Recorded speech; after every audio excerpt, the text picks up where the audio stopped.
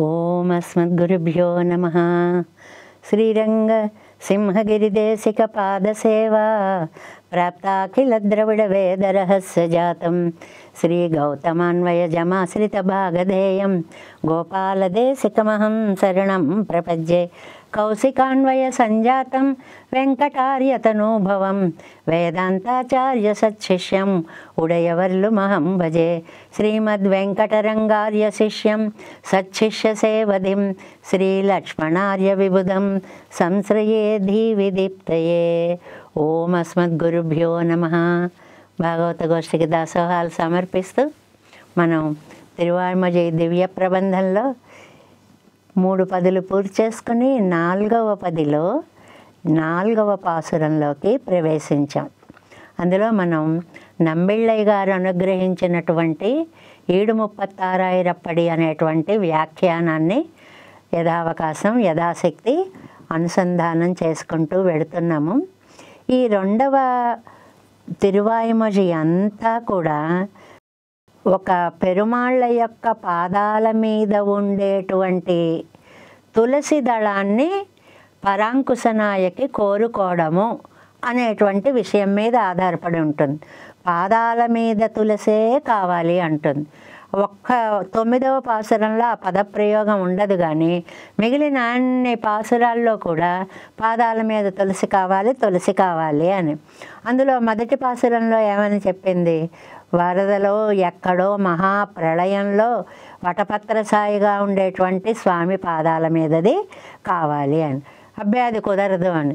సరే అయితే రాసక్రీడలో ఉన్నటువంటి శ్రీకృష్ణ పరమాత్మ గోపికలు వారు అనుభవించినటువంటి ఆ దివ్య తులసి కావాలి, అలాంటిది కావాలి అని.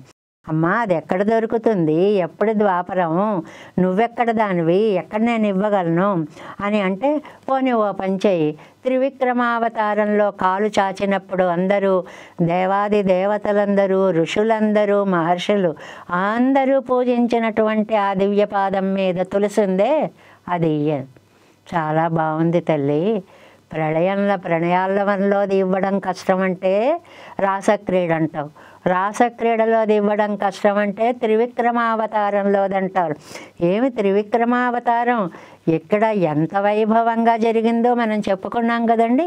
ఆజియజ శంగుం విల్లుమెజ దిశైవాజియజ తండం వాళుమెజ అండం మోజయ్యజ ముడిపాదమెజ అప్పన్ ఊజియజ ఉలగం కొండవారే. ఏం అద్భుతంగా రాశారండి.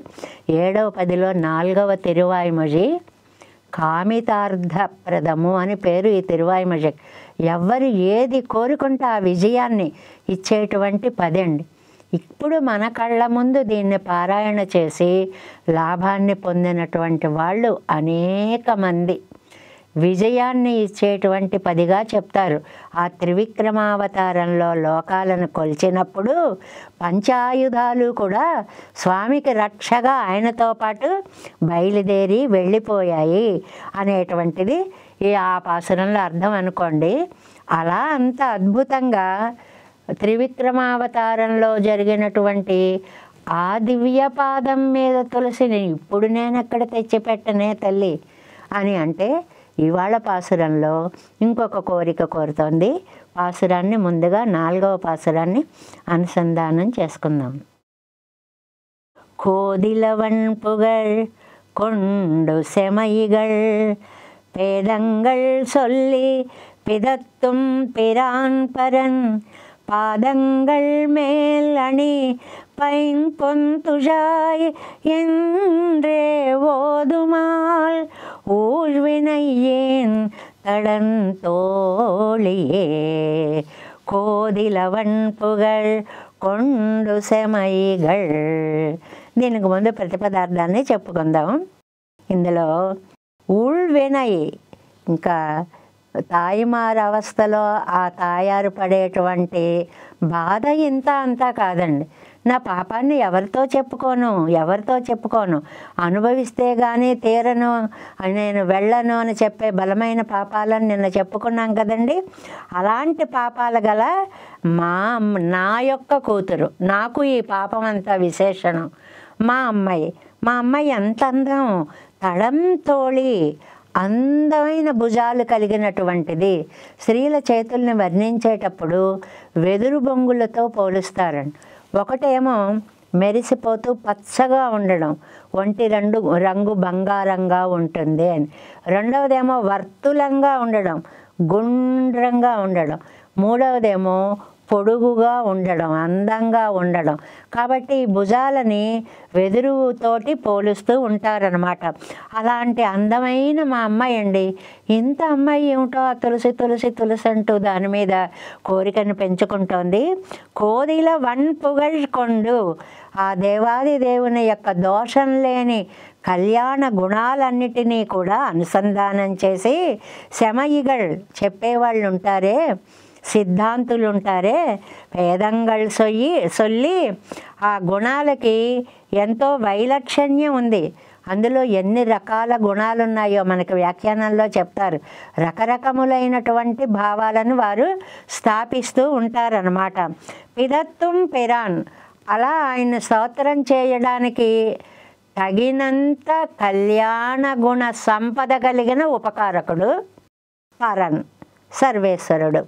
ఈ రెండు పదాలు భలే ఉంటాయి. పరన్ అందరికంటే గొప్పవాడు, పిరాన్ అందరికీ ఉపకారకుడు. అంటే అందరూ పొగడాలంటే ఒక అర్హత ఉండాలి.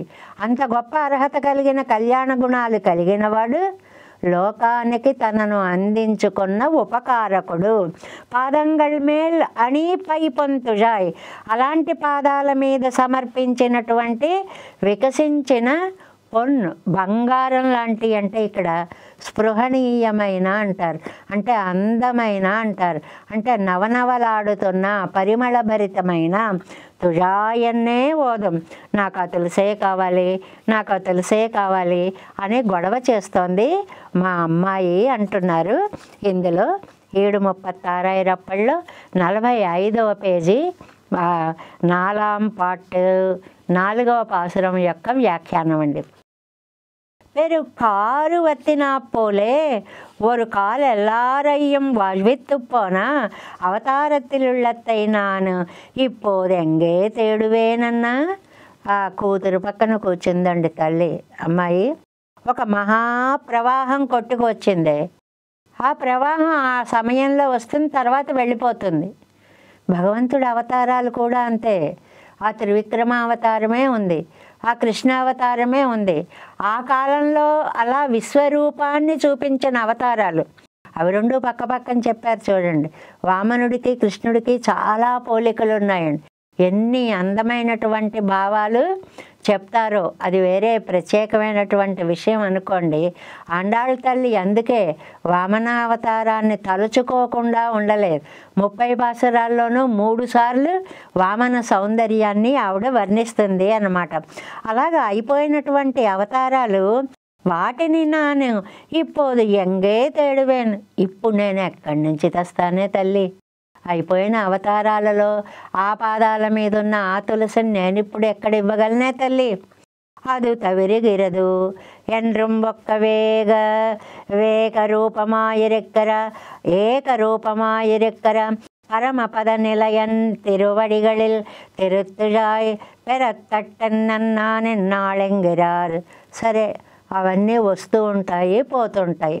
ఓ పని చెయ్యమ్మ, శాశ్వతంగా ఉండే చోట ఒకటి ఉంది, పరంపదం. ఆ పరమపదనాథుడి పాదాల మీద ఉన్న తులసిని తెచ్చి. చాలా బాగుంది తల్లి. ఆలోకాలు ఆకాలాలు అంటే ఏకంగా ఇవన్నీ ఎత్తడానికి మూలకందమైనటువంటి పరమపదంలో ఉన్న స్వామి యొక్క పాదాల మీద ఉన్న తులసిని నేనెలా తెచ్చి ఇవ్వగలనే అమ్మా, ఎంత పాపం చేసుకున్నానే, ఇలాంటివి అడుగుతున్నావు అని తల్లి ఆవేదన పడుతోంది. కోదిలా కుత్తమత్త, ఒక్క దోషం కూడా లేని కళ్యాణ గుణాలు స్వామివి. హేయ ప్రత్యనీకమాన, చక్కటి వివరణ. హేయం అంటే అసలు పనికి రానిది, దానికి విరుద్ధమైనది అంటే దాన్ని విడిచిపెట్టలేనిది, అంత ఉత్తమమైనది. గుణత్తుక్కోదిల్లామయ్యావదు, ఆ యొక్క అన్ని కళ్యాణ గుణాలేనండి స్వామి దగ్గర. అసలు అన్నీ మంచి గుణాలే. లోకంలో చూస్తుంటాం, ఒక్కొక్క వ్యక్తిలో వెదుకుదామన్నా ఒక చెడ్డ గుణం కనపడుతుంది. దేనికదే మంచి గుణం. కష్టం వచ్చినా సరే దాన్ని మంచిగా భావించేటువంటి గుణం. అలా ఉండడం ఎంత అదృష్టమో. స్వామికి అన్నీ కళ్యాణ గుణాలే. ஒரு குணத்தை అనుసంధిత్తాల్ గుణాంతరத்தில் పోగాద పడికార్కొట్లకై. అది మరి కళ్యాణ గుణాలు అంటున్నారు. ఏమీ లోటు లేని కళ్యాణ గుణాలు అంటున్నారు, ఏమీ దోషం లేని కళ్యాణ గుణాలు అంటున్నారు. గుణాలకి దోషాలు ఉంటాయా? ఉంటాయి. ఎలాగంటే ఒక గుణాన్ని చూస్తున్నారనుకోండి, ఇంకా ఆ గుణాన్ని విడిచిపెట్టి ఇంకో దాని మీకు పోదాం, అది వదిలేసి ఇంకో దాని మీకు పోదాం అనిపించదుట. ఏది చూస్తే దానిలోనే మనస్సు లగ్నమైపోయేలాంటి కళ్యాణ గుణాలు. అది దోషము లేకపోవడము అంటే ఒక్కసారి ఒక్క గుణాన్ని అనుభవించామా అసలు అదే ఆయనకు ఉందేమో. గొప్పవాళ్లల్లో లక్షణాలు అలా ఉంటాయండి. మనకి అంబరమే తన్నీరే సోరే పాసురంలో చెప్తారే, వస్త్రాలే దానం చేస్తాడా, అది తీసుకుని వాళ్ళు అవే ఇస్తాడేమో అనుకుంటారు. తన్నీరే నీరే దానం చేస్తాడా, అది గ్రహించిన వాళ్ళు అదే ఇస్తున్నాడేమో. అలా దేనికి అదే. కొంతమంది వ్యక్తులు ఉంటారు, వాళ్ళు అందులోనే స్పెషలైజేషన్ చేశారేమో అన్నట్లుగా, అంతటి పాండిత్యాన్ని పొందినట్లుగా స్వామి యొక్క కళ్యాణ గుణాలు దేనికి అదే మన మనస్సుని లాగివేసి రెండో గుణం మీదకి ఈ మనస్సును పోనివ్వకుండా పట్టేసుకునేంత ఉత్తమమైన కళ్యాణ గుణాలు. அப்படி இராதாகில் அல்லாத விஷயங்களில் காட்டில் వాసియిల్లయ్యిరే. అది మిగిలిన గుణాలతో తేడా అన్నీ కళ్యాణ గుణాలే, కానీ ఒకదాని మించి మనసు ఇంకో దాని మీకు పోనంత, భేదమే మాత్రము చూపించలేనంత వైశిష్ట్యం కలిగినటువంటి గుణాలు అన్నమాట. ఈ గణంగలై అనుసంధిత్తుకొండు ఇవన్నీ భక్తులు అనుభవిస్తున్నారండి. ఎవరికి వారు చక్కగా ఆస్వాదిస్తున్నారు. ఆస్వాదించేటప్పుడు శమయిగళ్ అంటే సిద్ధాంతులు అని పెట్టుకుందాం. ఒక్కొక్కళ్ళు ఒక్కొక్క సిద్ధాంతం చేశారండి పరమాత్మ యొక్క కళ్యాణ గుణాల గురించి. ఇప్పుడు ఒక లోకంలో లౌకికంగా ఒక పెద్ద వ్యక్తి ఉన్నాడు అనుకుందాం. ఆయన దగ్గరికి ఒకడు తనకు ఉద్యోగం కావాలనో ఏదో వెళ్ళాడు. ఏదో ఉద్యోగం, ఆయన అందరికీ ఉద్యోగాలు ఇస్తాడండి. ఎందువల్ల? ఇతను పొందిన అనుభవం వల్ల అవే ఇస్తాడేమో అని. ఇంకొక ఆయన వెళ్ళాడు, ఇల్లు కట్టుకోవాలండి డబ్బు అని. ఆ డబ్బులు ఇచ్చాడు. ఆయన అందరికీ దానం చేస్తారండి. ఇంకో ఆయనకు వస్త్రాలు, అసలు వస్త్రదానమే చేస్తారండి. ఇలా అన్నట్లుగా ఈ సిద్ధాంతులందరూ ఏం చేశారట, ఓరో గుణంగళిలే కాల్తాజంద్. Next page first line. ఒక్కొక్క గుణంలోనే ఆ గుణం మనసు దగ్గరికి వెళ్ళేటప్పటికి అక్కడ లగ్నమైపోతుంది అన్నమాట. గుణాంతరத்தில் పోగ మాట్లాడవర్గల్. ఇంకో గుణం మీకు వెళ్ళట్లేదు, ఇదే బాగుంది, ఇదే బాగుంది, ఈ వాత్సల్య గుణమే బాగుంది, ఈ వాత్సల్య గుణమే బాగుందని అందంగా అందులోనే ఈడు పడుట అంటారండి. ఈ ఈడు అనే పదానికి మంచి మంచి అర్థాలు ఉన్నాయి. ఈడు పడుట అంటే వ్యామోహపడుట. ఈడు అంటే తగినది అని అర్థం. వ్యాఖ్యానంకి ఎంత మంచి పేరు పెట్టారో. అన్నిటికీ అనుకూలమైనది, భక్తుల్ని వ్యామోహపడేలా చేసేటువంటిది అయినది అన్నమాట. గుణాంతరத்தில் పోగ మాట్లాడవర్గల్.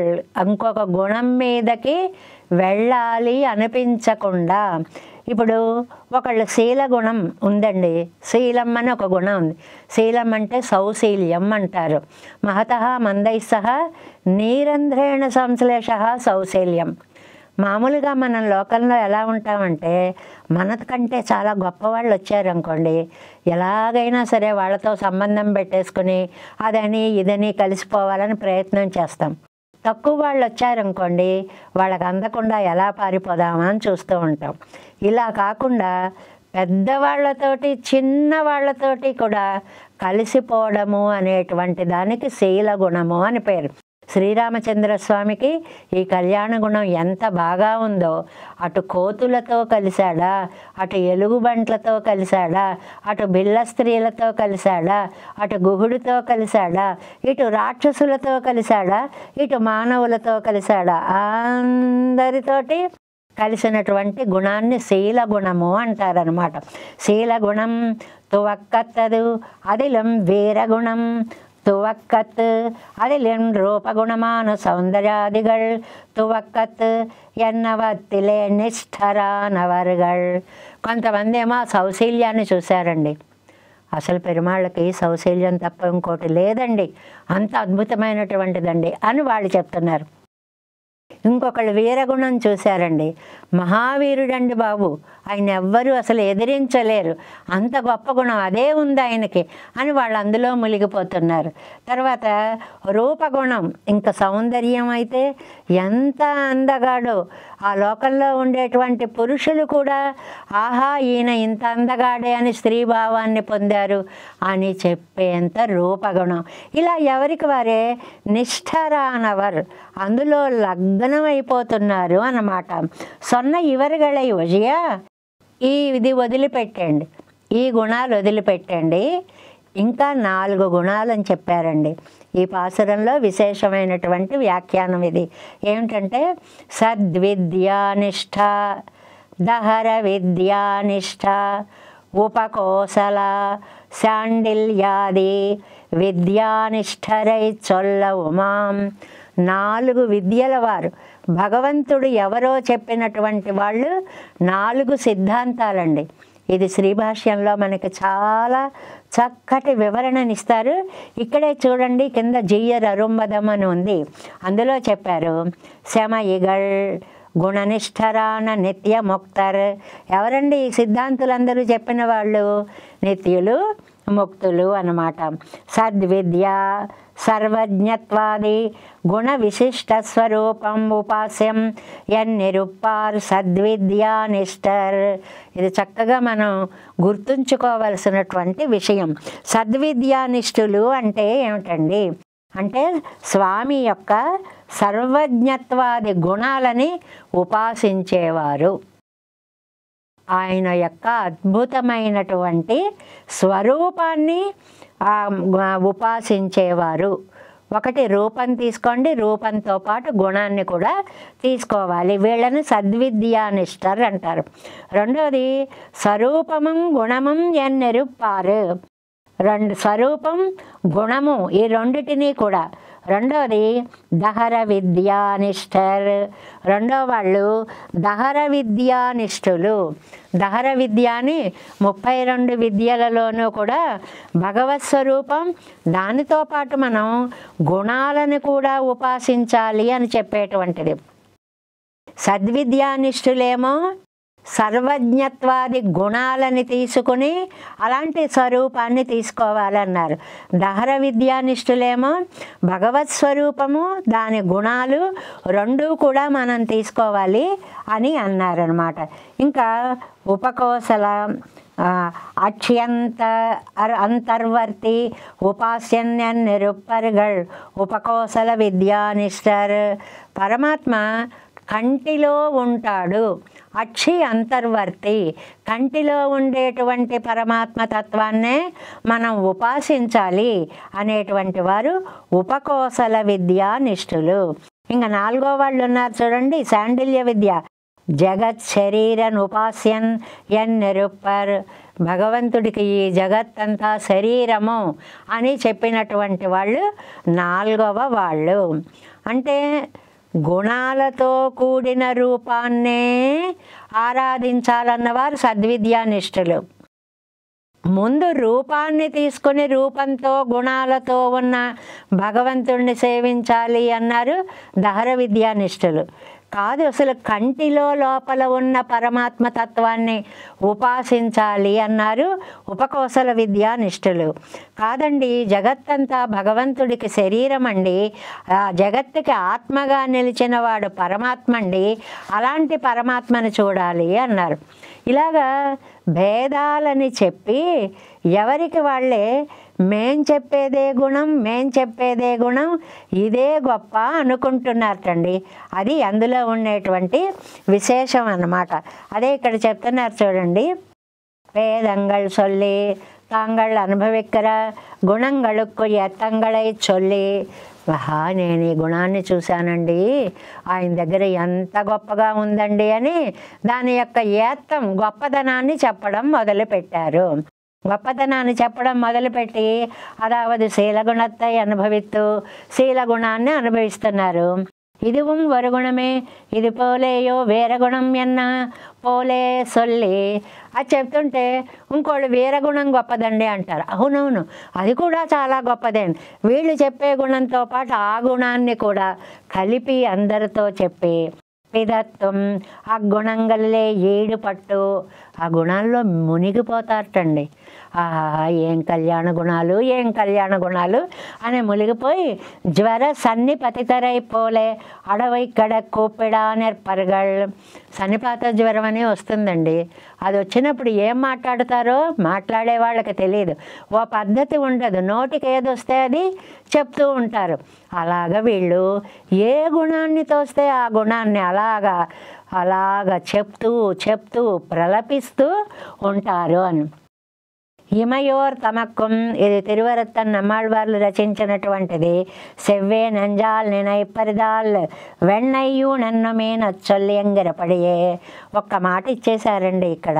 ఇది చెప్పుకుంటే గంట పడుతుంది, కానీ మనం ఊరికే యథావకాశం స్పృశిస్తామనుకోండి.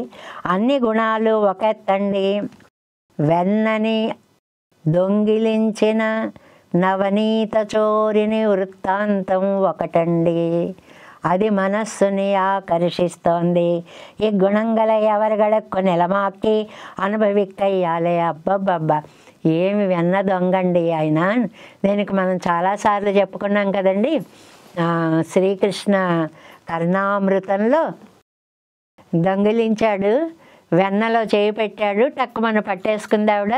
జగత్ప్రసిద్ధ శ్లోకం కస్త్వం బాల బలానుజ కిమిహతే మన్మందిరా శంకయా యుక్తం తన్నవనీత పత్ర వివరే హస్తం కిమర్ధన్యసే మాతః కంచన వత్సకం మృగయితుం మాగా విషాదం క్షణాదిత్యేవం వరవల్లవి ప్రతివచః కృష్ణస్స పుష్ణాతునః.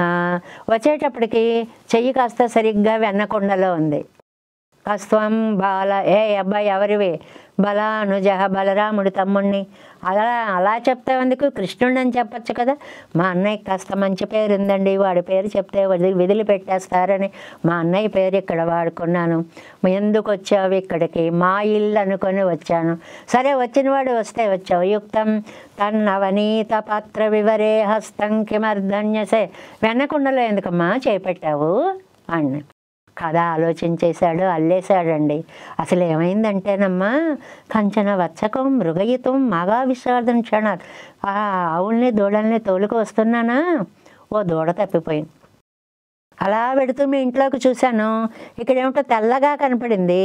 మా దూడ ఏమన్నా మీ వెన్నకుండలో దూరిందా, ముట్టుకుని చూద్దాము అవునా కాదా అని చెప్పి చెయ్యి దాని మీద పెట్టాను. నువ్వేం బాధపడకమ్మా, మాకు వెన్న మీగడలకు జున్ను పాలకు ఏమి కొరతరా మా ఇంట అని మాకేం లోట్లేదమ్మా అంటాటండి. ఏమి గుణం, ఏమి గుణం అని ఆ గుణాన్ని ఇక్కడ తలచుకున్నారు. ఇంకా కూరేసులైతేనండి అతిమానుష స్తవంలో అద్భుతంగా ఇంకో శ్లోకం చెప్తారు. ఎన్నామనాదనవనీతమచూచురత్వం తచ్ఛాదనాయ యదితే మతిరా విరాసేత్ కిం ముగ్ధ దిగ్ధమమునాకర పల్లవంతే గాత్రే ప్రముజ్య నిరగా కిల నిర్విశంకః. వెళ్ళేటప్పటికి దొంగతనం చేశాడు, నోటి నిండా పెట్టేసుకున్నాడు, చేతి నిండా ఉండి టక్కుమని పట్టేసుకుంది గోపిక. ఏం చేయాలో తెలియలేదు, చాలా తెలివిగా చేశాను అనుకునేట 2 చేతులతో ఇలా ఇలా ఇలా అనేసి ఒళ్ళంతా రాసేసుకున్నట్టు.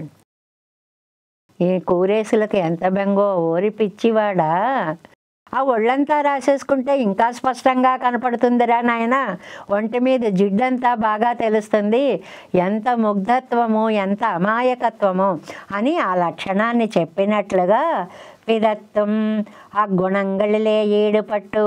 అవి తలుచుకున్నప్పుడల్లా ఎన్ని వందల సార్లు చెప్పుకుంటామండి కస్వంబాల బలానుజ. ఎప్పటికప్పుడే అది నిత్యానందంగా ఉంటుంది. జర సన్నిపతితరైపోలే అడవి ఇక్కడ కూపిడా నెర్పరగళ్ళు అలాగా ఓ నవనీత చోర ఓ వెన్న దొంగ అలా పిలుస్తూనే ఉంటారట. పిరాన్ పరన్ అవர்களுకు ఇప్పటి ఉపకారకనాన శ్రీ వైకుంఠనాథన్. ఎంత మంచి పదాలో ఈ రెండు. పరన్ వైకుంఠనాథుడు, పిరాన్ మనకి అంది ఉపకారము చేసినవాడు. ఈ రెండు పదాల్లో ఏం తెలుసాయండి? పరన్ పరత్వం, పిరాన్ సౌలభ్యం. సిద్ధాంతపరమైన అర్థాన్నంతటినీ రెండు పదాల్లో చెప్పేశారనమాట. அவர்களுக்கு உபகாரகனாகையாவது இமையோர் தமக்கும் செவ்வேனஞ்சால் நினைப்பரிதால் வெண்ணையுணன்னுமீ நொச்சல்லெங்கற்படியே இக்குணங்களை அவர்களுக்கு நிலமாக்கி అనుభవిప్పికయ్యాలే పిరానంగిరార్. అంత కళ్యాణ గుణాలని మన దగ్గరకు వచ్చి మనకి చూపించి మనం ఆస్వాదించేలా చేశాడు కాబట్టి పిరాన్ ఉపకారకుడు అనేటువంటి పదాన్ని ప్రయోగించారు. పరన్ పాదంగళ్ మేల్ అడిమయం పత్తుజా என்றே ఓదుమాల్ సూటు నన్మాలైగళ్ తూయనవేంది ఎంగిరపడియే. ఇది తిరువృత్తంలోదేనండి. చాలా అందమైనటువంటి తులసిమాలలను ధరించినటువంటి అన్నట్లుగా మిక్కసీర్ తొండరాన నిత్య సూరిగళ్ అవన్ తిరువరిగళిలే సాత్తినదాయి. ఆ నిత్య సూర్యులకి అన్ని విశేషణాలు వేశారో చూడండి. తొండర్ వాళ్ళేమో భక్తులు, సీర్ తొండర్ మంచి గుణాలు కలిగిన భక్తులు, మిక్క సీర్ తొండర్ ఎందువల్ల పరమాత్మ యొక్క కళ్యాణ గుణాలన్నీ అనుభవిస్తూ అనుభవిస్తూ ఆనందాతిశయంలో మునకలు వేస్తున్నటువంటి భక్తులు కాబట్టి. అలాంటి నిత్య సూర్యులు ఏ స్వామి పాదాలపైన చక్కటిని తులసిని సమర్పించారో అతయేవా అత్యంతం స్పృహణీయమాన తిరుత్తుజాయన్ రెప్పోదుం సొల్లానన్నాడు. అందువల్లే ఆ తులసి అంతా ఘుమ ఘుమ ఘుమలాడుతూ ఉంటుంది, నవనవోన్మేషంగా ఉంటుంది, పరిమళిస్తూ ఉంటుంది, మధుస్యంది అయి ఉంటుంది, ఇతరులకు కావాలనిపించేలా ఉంటుంది. ఊజ్వినయ్యేన్ వందతడై అమరయ్యాంబడియాన పాపత్తై పండినేన్. అనుభవించి తీరితే గాని తప్పని పాపాన్ని కలిగిన నేను. ప్రతిపాసురంలో తల్లి ఇలా బాధపడుతోండే, నా కర్మ ఈ పాపం అనుభవిస్తే కానీ నాకు తగ్గేలా లేదు అని అన్నమాట.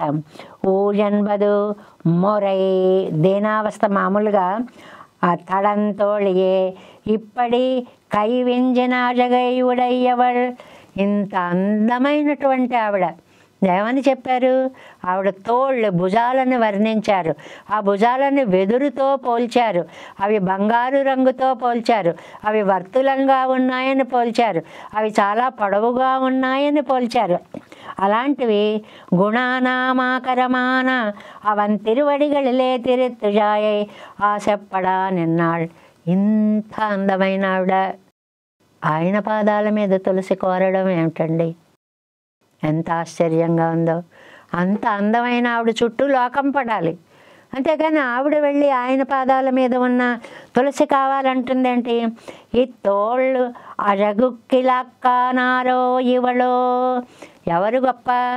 ఈయన గొప్ప, ఆయన గొప్ప, ఈవిడ గొప్ప. ఇందాక నిన్నటి పాసురంలో చెప్పుకున్నామే, వక్షస్థల మాలిక ఈవిడైతే ఈవిడని ఆశపడే ఆయనైతే ఆయనను ఆశపడే ఆవిడ ఈవిడ. ఇందులో ఎవరు గొప్ప ఏమిటి? ఇప్పటి అడైబుకడ పిదత్తువార్. ఇలాగా ఒక పద్ధతి అనేటువంటిది లేకుండా ఎలాగైతే అలాగా ఆ కళ్యాణ గుణాలన్నిటినీ కూడా చక్కగా తలచుకొని ఏది అనుభవిస్తే ఆ గుణమే చాలా గొప్పది అనేటువంటి మాటని ఈ పాసురంలో చెప్తూ అనుభవిస్తున్నారు. కాబట్టి నిత్య సూర్యులు నిత్యం సమర్పించేటువంటి తిరుత్తుజాయి చేత అలంకరింపబడినటువంటి పాద పద్మాలు కలిగిన స్వామి ఆయన పాదాల మీద ఉన్న తులసి కావాలి.